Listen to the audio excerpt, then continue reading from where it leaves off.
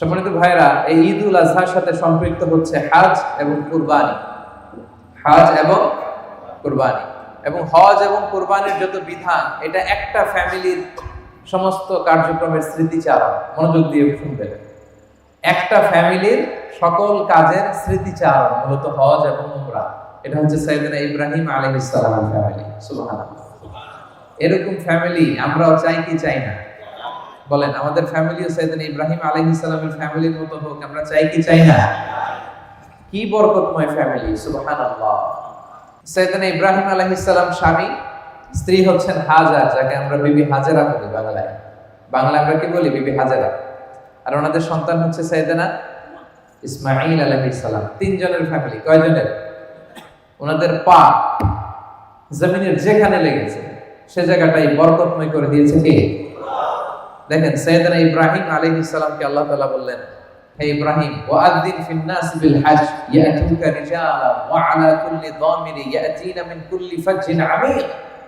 হে ইব্রাহিম, তুমি কাবা ঘর নির্মাণ করো, তারপরে আযান দাও। সাইয়েদনা ইব্রাহিম আলাইহিস সালাম এবং সাইয়েদনা ইসমাঈল আলাইহিস সালাম বাপ বেটা মিলে তারা কি করলেন? কাবা ঘর নির্মাণ করলেন। আর কেউ নাই ওখানে, বাবা আর ছেলে। সাইয়েদনা ইসমাঈল আলাইহিস সালাম পাথর এনে দেয়, সাইয়েদনা ইব্রাহিম আলাইহিস সালাম পাথর দিয়ে আল্লাহর ঘর নির্মাণ করলেন। পড়েন সুবহানাল্লাহ। এরপর আল্লাহ তাআলা বললেন, তাহহিরা বাইতিয়া লিত-তাইফিনা ওয়াল আকিফিনা ওয়াল রুকআইস সুজুদ। ইব্রাহিম ইসমাঈল, আমার বান্দাদের জন্য কাবা আঙিনা ঝাড়ু দাও। সাইয়েদনা ইব্রাহিম আলাইহিস সালাম কাবা ঘর ঝাড়ু দিলেন। সাইয়েদনা ইব্রাহিম, সাইয়েদনা ইসমাঈল নিজ হাতে কাবা ঝাড়ু দিয়েছেন, কাবা তৈরি করলেন। আল্লাহ বললেন, আযিন, ইব্রাহিম এবার আযান দাও, হজের ঘোষণা দাও। সাইয়েদনা ইব্রাহিম আলাইহিস সালাম বললেন, আল্লাহ আযানটা কারে দিব? আযান মানে ঘোষণা। মক্কা তখন ইট ওয়াজ এ ব্যারেন ল্যান্ড, আনকালটিভেটেড ল্যান্ড। কোনো ঘাস নাই, লতা নাই, পাতা নাই, গাছ নাই, ধুধু মরু প্রান্ত, ডানে ভাই কেউ না। তো ইব্রাহিম আলাইহিস সালাম বলেন, আল্লাহ আযান মানে ঘোষণা, আমি যে হজের আযান দিব, ঘোষণা দিব, কারে দিব? কেউ তো নাই। আল্লাহ বললেন, ইব্রাহিম তুমি হজের আযান দাও, ঘোষণা দাও। এই আযানের শব্দগুলো গোটা বিশ্বের সব মানুষের কর্ণকুহরে আমি আল্লাহ নিজে পৌঁছে দেব। তিনি আযান দিলেন, ঘোষণা দিলেন, গোটা বিশ্বের লোকেরা আসো, আল্লাহ তাআলা ঘর বানিয়েছেন, হজ করতে আসো। ইব্রাহিম আলাইহিস সালামের এই আযানের শব্দ গোটা বিশ্বে আল্লাহ পৌঁছে দিলেন। আমরা তখন পৃথিবীতে ছিলাম? কথা বলেন না। আমরা কই ছিলাম? আমরা রূহের জগতে ছিলাম। তো এই রূহের জগতে আমরা রূহ অবস্থায় ছিলাম। এই প্রত্যেক রূহের কাছে আল্লাহ তাআলা এই হজের আওয়াজ পৌঁছে দিয়েছেন।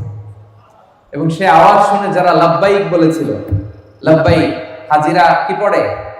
লাব্বাইক আল্লাহুম্মা লাব্বাইক, লাব্বাইক লা শারীকা লাক লাব্বাইক, ইন্নাল হামদা ওয়ান নি'মাতা লাকা ওয়াল মুলক লা শারীকা লাক। পড়েন, লাব্বাইক আল্লাহুম্মা লাব্বাইক, লাব্বাইক লা শারীকা লাক লাব্বাইক, ইন্নাল হামদা ওয়ান নি'মাতা লাকা ওয়াল মুলক লা শারীকা লাক। হাজিরা লাব্বাইক পড়ে।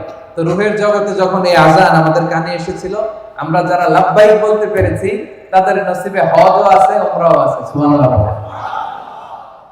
সাইয়েদনা ইব্রাহিম আলাইহিস সালাম আযান দিলেন এবং তিনি যখন কাবা বানাচ্ছিলেন, একটা পাথরের উপর দাঁড়িয়ে এই কাবা তিনি নির্মাণ করেছেন। এই পাথরটাকে বলা হয় মাকামে ইব্রাহিম। কি বলে? মাকামে ইব্রাহিম। আল্লাহ বলেন, ওয়াত্তাখিযু মিন মাকামি ইব্রাহিম মুসাল্লা। তোমরা ইব্রাহিমের দাঁড়ানোর জায়গাকে নামাজের জায়গা বানিয়ে নাও। সুবহানাল্লাহ। এই যে তাওয়াফ করা হয় কাবা ঘরকে, কাবা ঘর দেখছেন না আপনারা? হ্যাঁ, আল্লাহ তাআলা আমাদের সবাইকে নসিব করুন। পড়েন আমিন। আমরা যেন এই কাবার চারদিকে লাব্বাইক বলতে বলতে তাওয়াফ করতে পারি। আল্লাহ তুমি তৌফিক দান করো। পড়েন আমিন। তো এই চারদিকে যখন আপনি তাওয়াফ করবেন, তাওয়াফ করতে করতে মাতাফের একটা জায়গায় ছোট্ট একটা মিনারার মতো আছে, গ্লাস ফিটিং করা, সোনালী স্টিল দিয়ে ডিজাইন করা। ওইটার গ্লাসের সামনে দেখলেই, কাছে গেলেই দেখা যায় একটা পাথরের উপরে দুইটা ফুটপ্রিন্ট, পায়ের ছাপ। কোন নবীর? ইব্রাহিম আলাইহিস সালাম। সুবহানাল্লাহ বলবেন না? এখনো সেই ফুটপ্রিন্ট আছে। আপনারা তাওয়াফ করতে গেলে দেখবেন তা আল্লাহ বলে ওয়াত্তাখিযু মিন মাকামি ইব্রাহিম মুসাল্লা, তোমরা ইব্রাহিমের দাঁড়ানোর জায়গাকে নামাজের জায়গা বানাও। এজন্য তাওয়াফের পরে ওই জায়গায় 2 রাকাত নামাজ পড়তে হয়। তাওয়াফ শেষ, ওখানে 2 রাকাত নামাজ পড়তে হবে মাকামে ইব্রাহিম। আমি শুরুতে আপনাদেরকে বলেছিলাম প্রিয় ভাইরা, এটা এমন পরিবার যে পরিবারের লোকদের পা যেখানে লেগেছে ওইটাই বরকতময় হয়ে গেছে। সাইয়েদনা ইব্রাহিম আলাইহিস সালাম ওনার পা লেগেছে এখানে, এটা হয়ে গেছে মাকামে ইব্রাহিম। এটা হয়ে গেছে কি মাকামে ইব্রাহিম। এবার দেখি ওনার স্ত্রী হাজার, বিবি হাজরার পা কোথায় লাগছে? আল্লাহু আকবার। সাইয়েদনা ইব্রাহিম আলাইহিস সালামের শেষ কালে আল্লাহ তাআলা ওনাকে একটা সন্তান দিলেন, ইসমাঈল আলাইহিস সালাম। শেষ বয়সে সন্তান দিলেন। আইরে কি আদরের সন্তান, মায়ের সন্তান। আল্লাহ তাআলা বললেন, ইব্রাহিম যাও, তোমার স্ত্রী হাজরা আর এই সন্তান, আদরের সন্তান ইসমাঈলকে মক্কার ধুধু মরু প্রান্তরে রেখে আসো। কোথায়? মরু প্রান্তরে। আল্লাহ বলতে দেরি, ইব্রাহিম আলাইহিস সালামের মুখ দিয়ে দ্বিতীয় কোনো কথা নাই। এই ফ্যামিলিটা এমন, আল্লাহর আদেশ আসা মাত্রই এটা ইমপ্লিমেন্ট, বাস্তবায়ন। নিয়ে গেলেন ১৫০০ কিলোমিটার পথ পাড়ি দিয়ে। উনি থাকতেন ফিলিস্তিনে, ফিলিস্তিন থেকে মক্কায়, ধুধু মরু প্রান্ত। আজকের মক্কার মতো এত ওভার পপুলেটেড সিটি নয়, কেউ নাই ওখানে। অল্প কিছু খেজুর একটা বক্সে আর 1 মশক পানি। হাজেরাকে দিয়ে কোনো কথাও বলেন, চলে আসতেছে মরুভূমির মাঝখানে দুধের শিশু ইসমাইলকে আর স্ত্রী হাজেরাকে রেখে ইব্রাহিম আলাইহিস সালাম চলে আসতেছে। তো হাজেরা পেছন থেকে ডাক দিয়ে বলে, ইয়া ইব্রাহিম, আমাদেরকে ধুধু মরু প্রান্তরে রেখে যে তুমি চলে গেলা, এটা কি তোমার ইচ্ছায় না আল্লাহর ইচ্ছা? ইব্রাহিম আলাইহিস সালাম বললেন, আল্লাহর ইচ্ছায় রেখেছি। তখন তিনি বলেছিলেন, ইদান লা ইউদাইয়ুনা, অর্থাৎ যদি আল্লাহর ইচ্ছায় রেখে যাও তাহলে আল্লাহ এখানে আমাদেরকে ধ্বংস হতে দেবেন না। সুবহানাল্লাহ পড়তে পারলেন না? কি মহিয়সী নারী! আল্লাহর ইচ্ছায় যদি এখানে ফেলে যাও তাহলে আল্লাহ আমাদেরকে ঠিকই বাঁচায় রাখেন। আমাদেরকে রিজিক দেন কে? বাঁচিয়ে রাখেন কে? কেউ যেটা পারে না পারে কে? কেউ যেটা দেয় না দেয় কে? কি মহিয়সী নারী! বলে নিদান লা ইউদাইয়ুনা, তাহলে আল্লাহ আমাদেরকে মারবে না, ভয় নাই।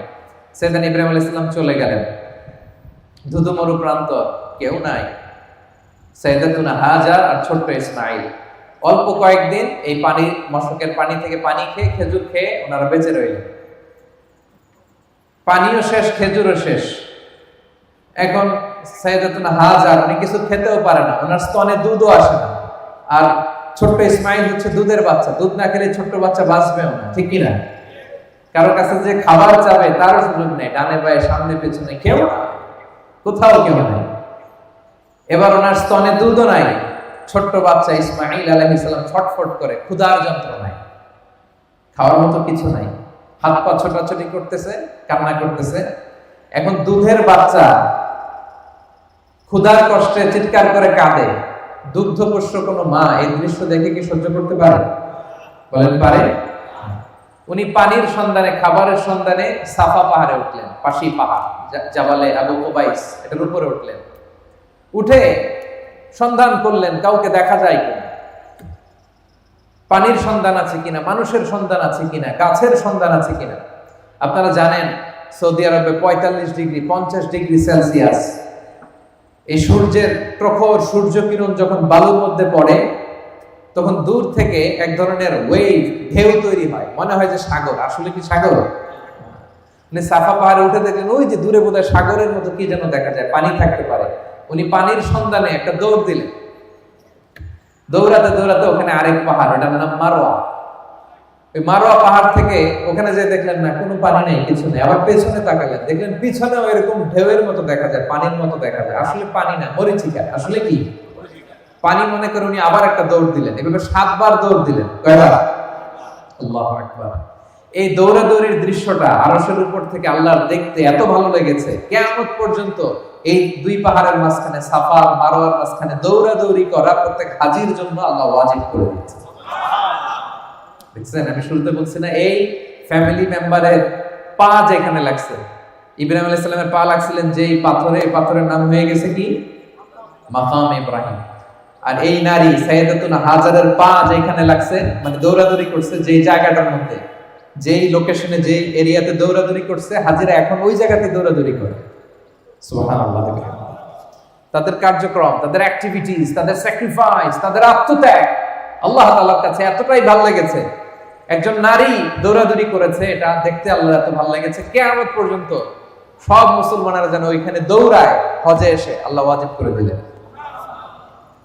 তাহলে ইব্রাহিমের পা যেখানে লেগেছে সেটা জানলাম, হাজেরার পা যেখানে লাগছে এটাও জানলাম। এবার ছোট্ট দুধের বাচ্চা ইসমাইলের পা দিয়ে কি হয়েছে সেটা শুনি। সাফা থেকে মারোয়া, মারোয়া থেকে সাফায় সাইয়েদাতুনা হাজার দৌড়ালেন, কিন্তু পানি পাচ্ছেন না। হায় রে, আমার দুধের সন্তান ইসমাইল তো মরে যাবে। তিনি দৌড়ে আসলেন, দৌড়ে এসে দেখে আজিব তামাশা, আল্লাহর কি কারিশমা। ছোট্ট ইসমাইলের পায়ের ধাক্কায়, হাত পা ছোটাছুটি করতেছে, পায়ের ধাক্কায় উনি দেখলেন মরুর বুক চিরে কলকল কলকল করে পানি বের হচ্ছে।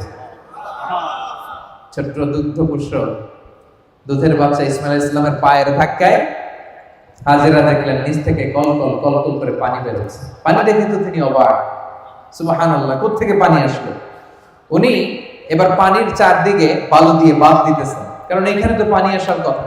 হঠাৎ করে পানি আসলো, উনি আবার আশা ফিরে পেলেন যে না, আল্লাহ তাআলা ঠিকই আমাদেরকে মারবেন না, তিনি আমাদের বাঁচিয়ে রাখবেন। তো পানি যে বের হচ্ছে, পানি যাতে বালুর সাথে মিশে শেষ হয়ে না যায়, তিনি বালু দিয়ে চারদিকে বাঁধ দিতেছেন। বাঁধ, ওনারা কিন্তু আরবি ভাষায় কথা বলতেন না, ওনারা সুরিয়ানি ভাষায় কথা বলতেন। আওয়াজ করে বলেন কোন ভাষায়? সুরিয়ানি ভাষায়। তো ওনার সুরিয়ানি ভাষায় উনি পানির চারদিকে এরকম বাঁধ দিতেছেন আর বলতেছিলেন জাম জাম জাম জাম, মানে থাম থাম। জাম শব্দের অর্থ থাম, জাম মানে কি? থাম, মানে পানি যে আসছে এই পানি যেন চলে না যায়, থাম থাম, আরে পানিতে চলে যাস না। তিনি বালু দিয়ে বাঁধ দিচ্ছেন আর বলতেছেন জাম জাম জাম জাম। ওনার মুখ নিঃসৃত এই জাম জাম শব্দটা আল্লাহ তাআলার এত ভালো লেগেছে, কিয়ামত পর্যন্ত এই পানির নাম আল্লাহ তাআলা জামজামের পানি বানিয়ে দিয়েছেন। বিষ্ণু বলেন ইন্নাহা মুবারাকা, এই জামজামের পানি এটা বরকতময় পানি। ইন্নাহা তুআমু তুমিন ওয়া শিফাউ সুকমিন, এটা তুআমু তুআম, পৃথিবীর কোন পানি খেলে পেট ভরে না, শুধু তৃষ্ণা মিটে, কিন্তু জামজামের পানি খেলে তৃষ্ণাও মিটে, পেটও ভরে যায়। সুবহানাল্লাহ। এটার মধ্যে ফুড সাপ্লিমেন্টারি আল্লাহ তাআলা দিয়ে দিয়েছেন। এটা যেমনি শিফা, রোগ থেকে শিফা, তেমনি হাজিরা যখন মক্কায় যায় একটা দুইটা খেজুর খেয়ে জামজামের পানি খেলে তাদের পেটের ক্ষুধা নিবারণ করে দেয় কে? সুবহানাল্লাহ। তো দেখেন এই ছোট্ট ইসমাইলের পা লাগছে, এটা জামজামের কুয়া হয়ে গেছে। কিসের কুয়া? কি বরকতময় ফ্যামিলি দেখছেন। ইব্রাহিম আলাইহিস সালামের পা লেগেছে, ওটা কি হয়ে গেছে? মাকাম ইব্রাহিম। হাজেরার পা লাগছে, ওটা কি হয়ে গেছে? সাই, সাইর জায়গা, দৌড়াদৌড়ি করতে হয়। ছোট্ট ইসমাইলের পা লেগেছে, এটা কি হয়ে গেছে? জামজামের পানি। আল্লাহু আকবার। সাইয়েদনা ইব্রাহিম আলাইহিস সালাম চলে গেলেন, সাইয়েদনা ইসমাইল বড় হতে লাগলেন ওইখানে। এই জামজামের পানি যখন বেরোতে লাগলো, পাশ দিয়ে একটা গোত্র যাচ্ছিল যেটার নাম জুরহুম গোত্র। জুরহুম, তারা এই কাফেলা যখন যাচ্ছে, মরুভূমিতে যখন আরব কাফেলাগুলো চলতো, তারা পাখি খুঁজতো। পাখি মরুভূমির মাঝখানে কি খুঁজতো? কারণ পাখি আছে যেখানে, পানি আছে সেখানে। তারা হঠাৎ দেখে মক্কার এদিকে শুধু পাখি। তারা অবাক, কাফেলার সবাই বলে মক্কার এই এরিয়াতে কখনো পাখি দেখি না, কারণ এখানে তো পানিই নাই। জেনারেশন টু জেনারেশন আমাদের পূর্ব বাপদাদাদের কাছে শুনেছি মক্কার এখানে কোনো পানি নেই। ঘটনা কি? পাখি আসলে কোত্থেকে এখানে পাখি দেখা যায়? হঠাৎ তারা গেল, যে দেখে আল্লাহু আকবার, এখানে পানির উৎস চলে এসেছে, কুয়া, জামজামের কুয়া।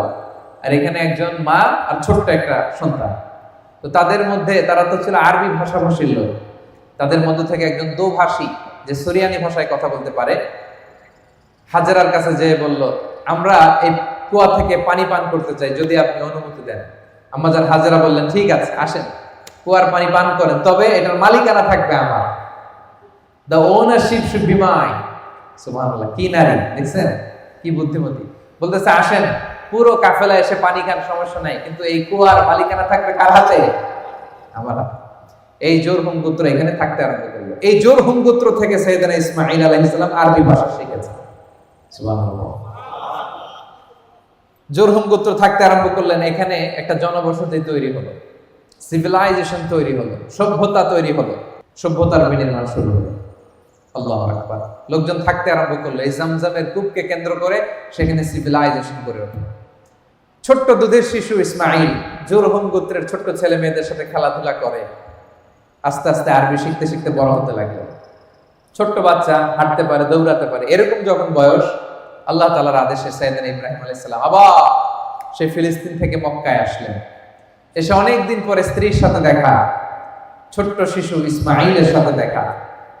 ভালোবাসায় টইটুম্বুর, ভালোবাসা রাখার আর জায়গা নাই। ছেলেকে এত মায়া লাগে।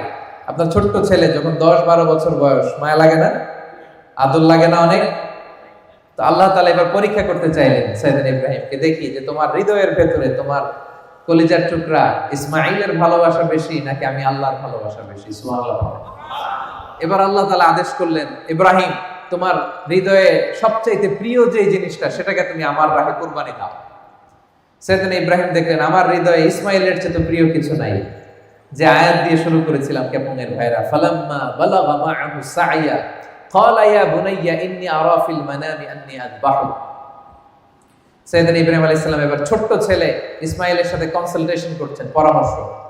ফ্যামিলিতে পরামর্শ করবেন, নিজে নিজে সব সিদ্ধান্ত নেবেন না। সাইয়েদনা ইব্রাহিম আলাইহিস সালামের ফ্যামিলি থেকে এটা আমাদের জন্য শিক্ষা, যে পরামর্শ করতে হয়। ছেলেকে ডেকে বললেন, ইয়া বুনাইয়া ইন্নী আরা ফিল মানামি আন্নী আযবাহু। ইসমাইল আমি স্বপ্নে দেখেছি যে আমি তোমাকে আযবাহু, আমি তোমাকে জবাই করছি, কুরবানি করছি। ফানজুর মাযা তারা, what's your opinion about it, তোমার মতামত কি বলো? দেখেন ছোট্ট ইসমাইল কি উত্তর দিয়েছিলেন। তিনি বলেছেন, ইয়া আবাতি ফাআল মা তুমার সাতাজিদুনি ইনশাআল্লাহু মিনাস সাবিরিন। বাবা আপনি যা স্বপ্নে দেখেছেন, যেটা আপনাকে আদেশ করা হয়েছে ওইটাই করেন। অচিরেই আপনি আমাকে ধৈর্যশীলদের অন্তর্ভুক্ত পাবেন। সুবহানাল্লাহ বলেন। ছোট্ট বাচ্চা, আমি যদি আমার সন্তানকে বলি যে বাবা অথবা মা আমি স্বপ্নে দেখেছি তোমাকে জবাই করব, কুরবানি করব, আমাদের ছেলেমেয়েরা কি বলবে বলেন? হ্যাঁ, পালাবে। একজন বলতেছে পালাবে। আল্লাহু আকবার। এই ফ্যামিলি যেন তো না কোনো ফ্যামিলি নয়, পৃথিবীর সবচাইতে বরকতময় ফ্যামিলি। আল্লাহু আকবার। এই যে হাজী সাহেবেরা এখন দৌড়ায়, আমি তো হজ উমরা দুটোই করেছি। আম্মাজান হাজেরা যে দৌড়িয়েছিলেন, ওই জায়গাটার এখনকার জায়গা একরকম নয়।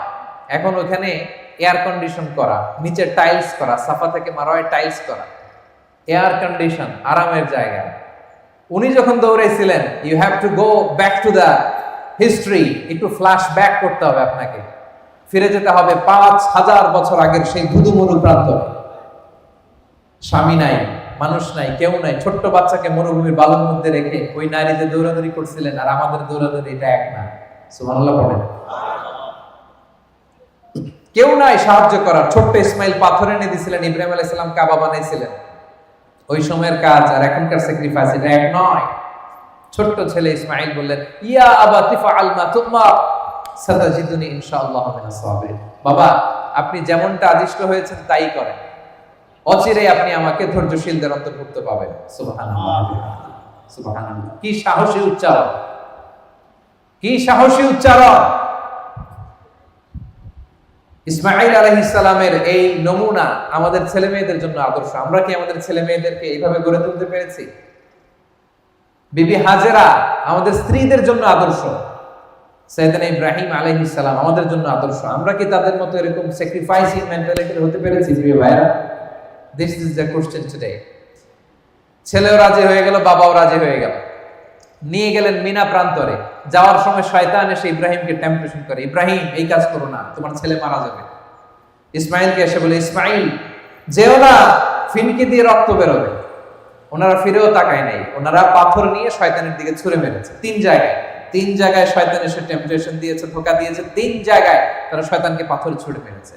এই পাথর ছুঁড়ে মারার দৃশ্য, throwing the pebbles, throwing the stones, এই দৃশ্য আল্লাহর কাছে এত ভালো লেগেছে, এই 3 জায়গায় কিয়ামত পর্যন্ত পাথর মারা হাজীদের জন্য আল্লাহ তাআলা হাজীদের উপর ওয়াজিব করে দিয়েছেন। জামরায়ে কুবরা, উস্তা, সগরা, এই 3টা জামারাতে, 3টা নিশানাতে পাথর মারা লাগে। 3 সাথে 21টা, আর ইয়ামুন নাহারে আরো 7টা। তো এই পাথর মারাকে আল্লাহ তাআলা ওয়াজিব করে দিয়েছেন। শুরুতে বলেছিলাম যে হজ এবং কুরবানির যত বিধান সব এই ফ্যামিলির স্মৃতিচারণ। এই ফ্যামিলি যা যা করছে এটা রেপুটেশন কিয়ামত পর্যন্ত এই স্মৃতিকে অব্যাহত রাখবে কে? সাইয়েদনা ইসমাঈল আলাইহিস সালামকে শুইয়ে দেয়া হলো। উনি বললেন, আব্বা আপনি কিভাবে আমাকে জবাই করবেন? আপনার তো কষ্ট লেগে যাবে, আপনি চোখ বেঁধে নেন, আপনি চোখে কাপড় বেঁধে নেন, আমাকে উল্টো করে শুইয়ে দিয়ে আপনি জবাই করেন। উনি চোখ বেঁধে নিলেন, ছুরি হাতে নিলেন, জবাই করতে যাবেন আল্লাহু আকবার বলে জবাই করতে যাবেন নিজের ছেলেকে। আসলে এতটুকু দেখাই আল্লাহ তাআলার উদ্দেশ্য ছিল, ঠিক কি না? সাইয়েদনা ইসমাঈল আলাইহিস সালাম জবাই হয়ে যাক, এটা কি আল্লাহ চেয়েছিলেন? উনি জবাই হলে চলবে কি করে? কারণ ওনার বংশেই আসবে আখিরি জামানার পয়গম্বর বিশ্বনবী মুহাম্মদুর রাসূলুল্লাহ সাল্লাল্লাহু আলাইহি ওয়াসাল্লাম। ওনাকে তো জবাই হতে আল্লাহ দিবেন না, ঠিক কি না? ছোট্ট ছেলেকে শুইয়ে উনি জবাই করতে যাবেন। সাইয়েদনা জিবরাইল আলাইহিস সালাম জান্নাত থেকে একটা বকরি নিয়ে আসলেন। ইব্রাহিম আলাইহিস সালাম মনে করতেছেন উনি ইসমাইলকেই জবাই করতেছেন। চোখ বন্ধ করে উনি আল্লাহু আকবার বলে জবাই করতেছেন। ফিনকি দিয়ে রক্ত বের হলো। উনি ভাবতেছেন আমি আমার ইসমাইলকেই আল্লাহর রাহে কুরবানি দিয়ে দিয়েছি। ওনার ধারণা আমি আমার ইসমাইলকে কি করেছি? কুরবানি দিয়েছি। কিন্তু চোখ খুলে দেখে ইসমাইল আলাইহিস সালাম বসে হাসছেন, আর এই পাশে জান্নাত থেকে পাঠানো বকরি কুরবানি হয়ে গিয়েছে। পড়েন আল্লাহু আকবার।